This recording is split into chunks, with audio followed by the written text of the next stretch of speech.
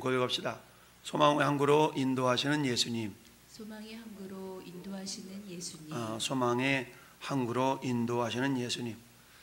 요한복음에는 특별히 예수께서 하나님이시다, 예수님의 신성을 드러내는 표적이라고 얘기하죠. 그런 표적들이 7차례 설명되고 있는데, 요한복음 그렇죠. 예수께서 하신 일이 이 외에도 무수히 많다. 다 기록하려고 그러면 성경이 부족하다라고 요한복음 저 20장에는 말씀하고 있죠.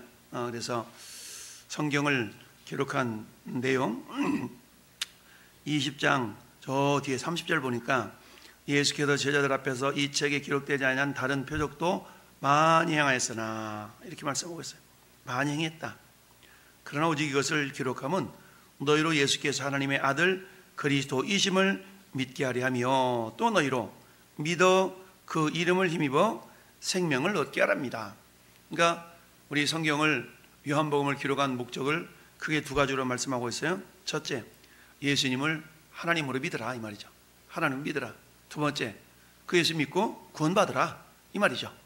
우리가 다음 주일에 구원대회 초청 주일로 우리가 이렇게 하고 있고, 한 영혼이라도 우리 주님께서 정말 구원하고 싶은 게 주님의 마음이요 우리의 마음일지인데, 잃어버린 영혼, 즉 회개할 것 없는 의인 99사람을 인하여 기뻐하는 것보다 회개한 영혼 한 영혼을 위하여 기뻐하는 것이 더 크다라고 주님 말씀하셨어요.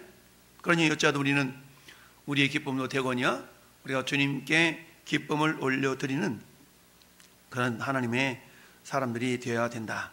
자, 특별히 우리 본문은 아주 예수를 믿지 않는 사람들도 잘 아는 내용이죠. 세상 예수님이 무리를 걸었대. 이건 완전 자연 법칙에 위배가 되는 거 아니겠습니까? 중력의 법칙에 의하면 모든 지구상에 있는 물질들은 전부 다 지구 중심을 향하여 끌어내려가려는 그런 법칙, 그런 물리적인 힘이 작용하는 이걸 중력이라고 얘기하지 않습니까? 중력. 이 중력을 반해서 영화가 공중으로 떨라 그러면 거기에 걸맞는 에너지, 힘이 필요하죠. 그래서 우리 비행기라는 것은 중력을 거슬러서 양력이라고 하죠. 중력을 거슬러서 양력을 발생시켜야만이 공중에 떠오르게 되죠. 그러니까 중력만큼 중력보다 큰 힘이 작용을 해야 결국 중력을 거슬 수가 있다. 근데 저는 여러분들이 나중에 이 영혼이 천국에 갈 때는 어때요? 완전 중력과는 무관하게 가죠. 중력의 세계라는 것은 우리가 이 땅에 살아가고 있는 물질 세계, 이 물질 세계에 적용되는 힘이라, 작용하는 힘이라 라고 말할 수 있다면, 우리의 영혼이 들어갈 천국의 세계, 그 천국 길을 가는 그 길은 어때요? 시간과 공간, 물리적 법칙을 벗어난 그런 에너지를 통하여서 우리가 천국에 간다라는 것을 우리가 나타내고 있는데요. 특별히 오늘 본문은 예수님께서 5번째 당신이 하나님이심을 드러낸 표적이다라고 말할 수가 있어요. 그래서 어제 새벽에 우리 장로님 말씀하셨던 요한복음 1장부터 15절까지 이건 오병이어의 어떤 이적, 이거는 예수께서 하나님이심을, 즉 생명의 주인이심을 드러낸 그런 4번째 표적이다 라고 말할 수가 있었죠. 3번째 표적은 뭐였어요? 왕의 신하의 아들, 34km 떨어져 있었던 저 가나부터 가버나움까지 거리가 34km쯤 떨어졌는데, 그곳에서 병든 왕의 신하의 아들을 고쳐주었다라는 그런 사건. 즉 주님이 말씀하심에 그 말씀이 시편 107편 20절의 말씀처럼 저가 말씀을 보내어 저희를 고치사 위험한 지경에서 건지시는다. 그러니까 우리 하나님의 사람들은 그런 믿음이 있어야 돼요. 여러분들이 전화로 저 멀리 떨어져 있는 그 누구에겐가 믿음을 가지고 말씀을 선포하면, 말씀을 전하면 그 사람이 문제가 해결된다, 그 사람이 치료된다, 이런 것들을 우리는 많이 경험할 수 있어요. 이를테면 우리가 그 기독교 방송을 통해서 막 전화 상담하고 이런 프로그램 있지 않습니까? 근데 전화 상담하는 사람은 저 시골에 떨어져 있는 사람이 전화로 이런 기도 제목이 있습니다 라고 하면 막 전화로 기도해 주잖아요. 그럼 아멘 아멘 하고 나중에는 이렇게 그때 기도를 받았는데 이런 기도 응답이 있었습니다 라고 간증도 그렇지 않습니까? 그런 것처럼 말씀은 영이요 생명이기 때문에 전 여러분 속에 있는 그 말씀을 어때요? 말로 사람을 살리기도 하고 주기도 한다는 그런 우리 속담도 있는 것처럼 우리 주님이 저는 여러분들의 그 권세 주신 줄 믿습니다. 그래서 우리도 예수님처럼 주님이 우리에게 주신 권세를 사용을 해서 생명을 살릴 수가 있다. 특별히 오늘 본문 바다 위로 걸어서 예수님께 오셨다. 여러분, 이 앞 사건은 뭐에서 오병이의 사건이죠. 그러니까 많은 무리들이 야, 너희는 표적을 보지 아니하면 나를 도무지 믿지 못하는구나 라고 표적 때문에 따라다니는 그런 많은 무리들을 보시면서, 그럼에도 불구하고 예수님은 그들을 사랑하셨기 때문에 그들이 굶주림을 보지 못하시고 빌립을 테스트하시려고 야, 이 많은 사람들 어디서 우리가 떡을 사다 먹이지? 라고 주님이 말씀하셨다라는 얘기죠. 그랬을 때에 빌립이 나타나서 아유 300 이게 뭐라고 말씀합니까? 200데나리온으로 사다가 삼각김밥을 사다 줘도 부족할 것 같은데요 라고 얘기했다는 얘기죠. 왜요?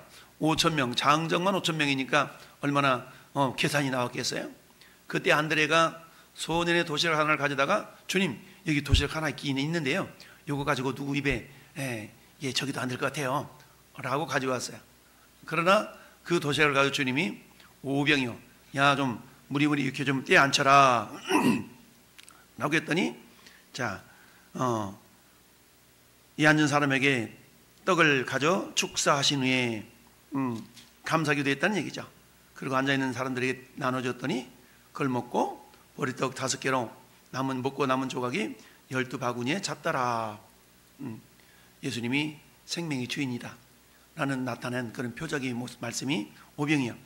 이어서 오늘 16절 말씀부터는, 자, 15절은 그렇게 말씀하고 있어요. 사람들이 우리 주님이 행하신 표적을 보면서 와, 이분이 그 선지자네? 어떤 선지자? 하나님께서 모세를 통해서 신명기 18장 15절에 그렇게 말씀하셨거든요. 내가 너희를 위하여서 또 다른 모세와 같은 또 다른 지도자 선지자를 보낼 것이다 라고 주님이 말씀하셨던 내용이 있죠. 그 선지자가 어때요? 누구예요?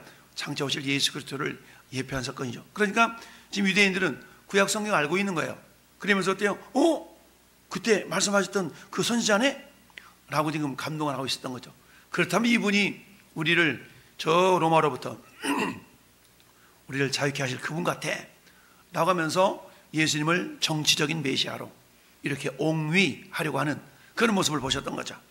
그래서 어때요? 15절에 그러므로 예수께서 그들이 와서 자기를 억지로 붙들어 임금으로 삼으려는 줄 아시고 어떻게 했어요? 다시 혼자 산으로 떠나가셨다. 근데 15절 상황에는 설명되어 있지 않지만 아마 제자들한테는 그렇게 말씀하셨던 것 같아요. 빨리 너 건너가, 저쪽으로 가, 이렇게 말씀하셨던 것 같아요. 지금 어디에요? 이 오병이의 이적을 행했던 이곳은 어떤 곳입니까? 가버나움 건너편에 있는 벳세다 들녘이었죠. 그러니까 벳세다 들녘에서 이적을 행했는데 예수님을 막 정치적인 메시아로 막 이렇게 세우려고 그러니까 이건 아닌데, 예수님 생각에 이건 아닌데, 그러면서 제자들 야, 니네 빨리 건너가. 그러면서 제자들을 보내고 예수님은 산에 올라가서 뭐 하셨어요? 기도하러 가셨던 거죠. 기도하러. 그렇게 해서 제자들이 이제 배를 타고 가버나움으로 갑니다. 근데 가는 과정 속에서 세상에나 노를 저어서 한 10여리 좀 가는데 그만 풍랑이 일어났네. 풍랑이 일어가지고 뭐 큰일 났다, 어떡하지 그러고 있는데 예수님이 무리를 걸어서 그들에게 오셨다. 그때 마태복음 14장에 보니까 14장에 베드로가 뭐라고 그래요? 주님이 나다 그랬더니 베드로가 주시거든 나를 명하여 무리로 걸어오게 하소서 그러잖아요. 그때 예수님이 오라 그랬더니 베드로가 무리를 걷는 기적을 경험하죠. 베드로도 기적을 경험했어. 그러다가 옆에 있는 이렇게 파도를 보니까 세상에 물이 쏙 빠졌죠. 그러자 주님이 다시 또 건져주셨던 그런 사건까지가 마태복음에 나타났지만 요한복음에는 그런 내용은 나타나지 아니하시고 오직 주님만을 이렇게 드러내신 걸 보게 됩니다. 자, 여러분, 항상 우리 16절 보니까 저물매 제자들이 바다에 내려갔다 그랬죠. 이 밤이라는 시간, 어둠의 시간, 뭔가 이 복선이 깔려 있는 거거든요. 어둡다라는 얘기는 뭐예요? 우리가 보호를 받을 수 있는 그런 환경이 아니다. 어둡다라는 얘기는 뭡니까?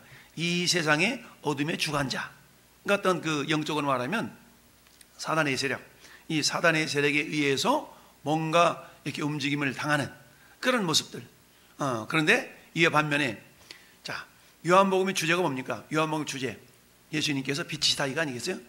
그래서 요한복음의 주제는 빛으로 오신 예수님. 그래서 사복음서마다 주제가 있잖아요. 마태복음은 뭐예요? 마태복음은 왕으로 오신 예수님. 마가복음은 종으로 오신 예수님. 그래서 종의 복음이라고 그러죠. 누가복음은 뭐예요? 인자, 사람으로 오신 예수님. 예수님도 사람이야 이거죠. 그 다음에 네 번째 요한복음은 뭐예요? 빛으로 오신 예수님. 그러니까 오늘 본문은 뭐예요? 빛과 어둠이 잘 대조가 되고 있어요. 빛이신 예수님이 함께 계시면 어때요? 그 길은 평안하고 그 길은 형통하고 그 길은 생명이 넘치지만, 그래서 예수님이 떠나버리신 그것은 오늘 본문에 있는 것처럼 저물매라는 말로 표현하고 있어요. 저물매. 그건 뭡니까? 전문단적인 빛에 반대되는 개념 아니겠어요? 그러니까 예수님이 계셔야만이 빛으로 생명길로 나가는데, 근데 이미 저물매라는 그 단어 속에는 이미 복선이 깔려 있는 거예요. 예수님이 계시지 않은 이 길에는 뭔가 환난과 고통과 어려움이 임할 거라는 그런 복선이 깔려 있는 거죠. 그래서 17절에 배를 타고 바다를 건너 가버나움으로 가는데 이미 어두웠고, 이미 어둡다는 얘기죠. 빛이 없다는 얘기죠. 예수는 아직 그들에게 오시지 아니하셨더니 큰 바람이 불어 파도가 일어나더라. 이 바람을 헤치고 꾸역꾸역 저 가려고 그러는데 너무 힘든 거죠. 이처럼 우리 인생은 어때요? 예수님이 없는 인생은 그야말로 불안함이 가득하고 인간의 수고가 자칫 잘못하면 헛수고의 인생을 살아갈 수 있는 그런 모습들이라는 얘기입니다. 여러분, 우리 인간 이 땅에서 정말 세상 말로 피땀 흘려 수고하고 노력했는데 나중에 그 인생이 천국 인생이 아니라 지옥 인생이라 그러면 얼마나 허무하겠습니까? 물론 그들은 이 땅에 사는 100년의 세월이 길다, 우리가 먹고 마시고 즐거워하자 이렇게 살아감으로 말미암아서 이 땅이 전부인 것처럼 알고 살겠지만, 그러나 그들이 죽음 앞에 맞닥뜨리는 그 순간에 히브리서 9장 27절 말씀처럼 한 번 죽는 것은 사람에게 정해져 있지만 그 외에는 심판이 있다라고 말씀하고 있지 않습니까? 그러니까 누구나가 다 심판대 앞에 서야 됩니다. 그러나 우리 예수를 구주로 영접한 저나 여러분들은 영원한 생명의 길로 들어가는 그런 심판대에 서겠지만, 그러나 예수를 알지 못하는 사람들은 영원한 지옥으로 들어가는 심판에 맞닥뜨리게 된다라는 것을 성경은 말씀하고 있습니다. 큰 바람이 불어서 파도가 일어나더라. 제자들이 노를 저어서 열심히 시바리쯤 가니까 몇 킬로예요? 2km, 4km 갔네요. 4km. 시베리면 4km죠? 심리 4km 갔단 말이죠. 4km니까 여기서 어디쯤 갔을까요? 저 동복시장쯤 갔나요? 이쯤 간 겁니다. 자, 그래서 이때 이 어려움을 보시고 주님은 역시 어때요? 이 제자들에게 두려움을 제거하시기 위해서 바다 위로 걸어오셨더라. 그때에 세상 사람들, 보통 사람들이 물 위를 걷는다는 일이 있을 수가 없으니까 유령인가? 이런 어떤 그런 의구심을 품는 것은 당연하죠.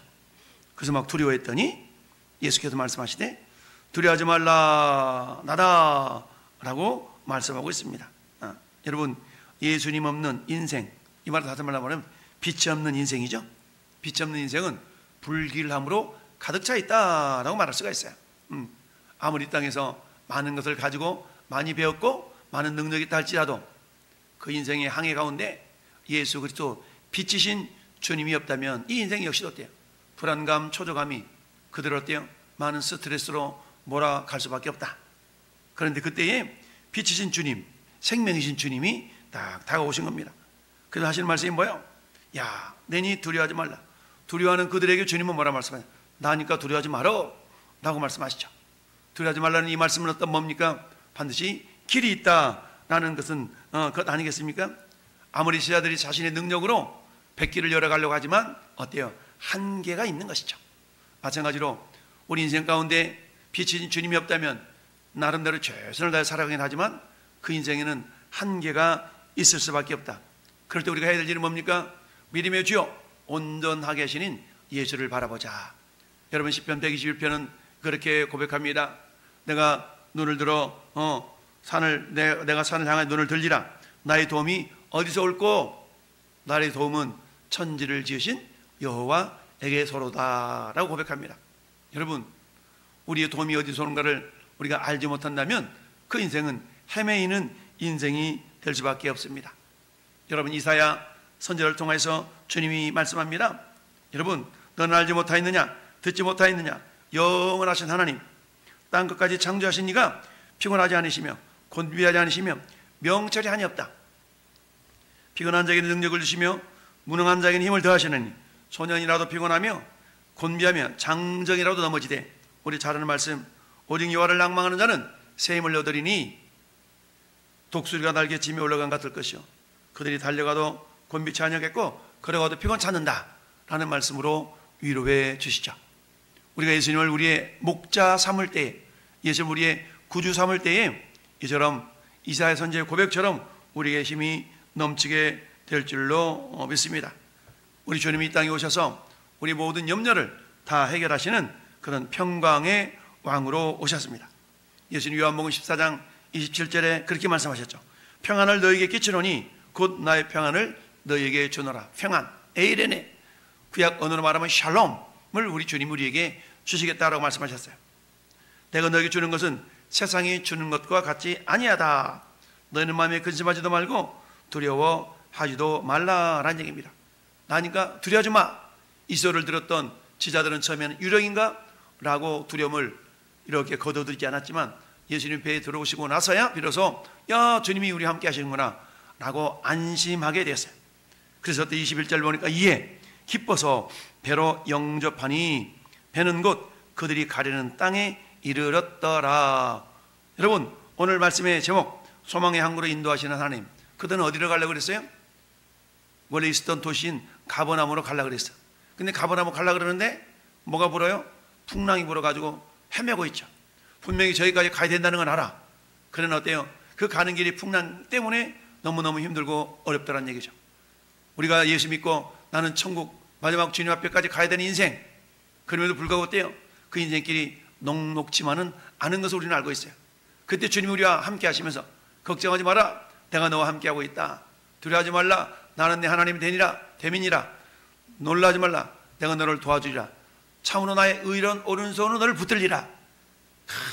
우리 장미라 선수가 역도 선수 할 때 이 이사야 41장 10절 말씀 부여잡고 힘을 얻었다는 거 아니겠어요? 오늘 주께서 두려워하지 말라, 나다 라고 말씀하실 때 제자들이 주님인 줄 알고 기뻐서 배로 영접하자. 우리 주님은 이들을 그들이 원하는 이 소망의 목적지였던 가버나움까지 이렇게 평안하게 갈 수 있게 해주셨다. 여러분, 저와 여러분들이 소망 항구가 어디입니까? 우리의 소망의 항구는 영원한 하늘나라 아니겠습니까? 이 땅에 살지만 우리의 국적은 이중국적자. 첫 번째는 대한민국 국민이요, 두 번째는 영원한 하나님의 천국 시민권을 가진 이중국적자입니다. 이 땅에는 잠시 잠깐 머물러 있을 그런 전하 여러분들이지만 마침내 영원한 항구인 저 하나님의 나라까지 우리는 가야 되는데 우리 힘으로 갈 수 없기에 우리 주님이 친히 선장이 되시고 주님이 항해사가 되셔서 우리를 친히 인도해 주시는 줄 믿습니다. 이런 주님을 신뢰하고 오늘도 넉넉히 이기는 믿음으로 나아갈 수 있기를 바랍니다. 우리를 사랑하시는 말미암아 우리가 넉넉히 이긴다라고 주님은 말씀하고 있습니다. 우리를 소망의 항구로 인도하시는 예수님, 오늘도 우리의 마음의 손, 물론 영원한 천국만이 궁극적인 목적지요 궁극적인 항해지만 그러나 이 땅에서도 우리는 어때요? 각자의 나름의 소망을 품고 살아갑니다. 그때 어때요? 우리가 소망의 닻을 달고 쫙 나아가서 정말 그 바람에 밀려서 한국까지 넉넉히 도착하는 그런 믿음의 사람들이 된 줄로 믿습니다. 오늘 하늘도 우리 인생에 바람이 없는 인생이 어디 있겠습니까?